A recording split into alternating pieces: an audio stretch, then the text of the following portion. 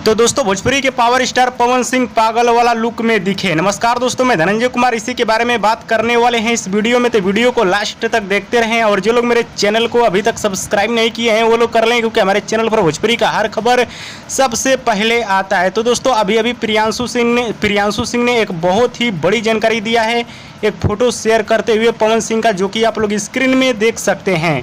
इन्होंने एक पवन सिंह का फोटो शेयर किया है अपने आईडी पे, जो कि आप लोग स्क्रीन में देख सकते हैं। इस फोटो में भोजपुरी के पावर स्टार पवन सिंह पागल वाला लुक में नजर आ रहे हैं। आप सभी को बता दूं, जो पवन सिंह का गाना आप सभी के बीच आने वाला है, भगवान करस तोहरा लइका के, उसी गाने का शूटिंग का फोटो है। जी हाँ दोस्तों, भगवान करस तोहरा लइका के उसी गाने का फोटो है, जो कि काफ़ी अलग लग रहा है लुक। पवन सिंह का पागल वाला लुक है, गजब का लुक है, एकदम खतरनाक गाना होने वाला है। आप सभी को बहुत ज़्यादा गाना पसंद आने वाला है। कमाल का लुक है पवन सिंह का, जो कि पहली बार आप सभी को भोजपुरी के पावर स्टार पवन सिंह को गाना में पागल वाला लुक में देखने वाले हैं। तो आप लोग तैयार रहिए, बहुत जल्द भोजपुरी के पावर स्टार पवन सिंह का गाना आप सभी के बीच आने वाला है मीरा म्यूजिक के चैनल से, जिस गाने का नाम है भगवान करस तोहरा लइका के।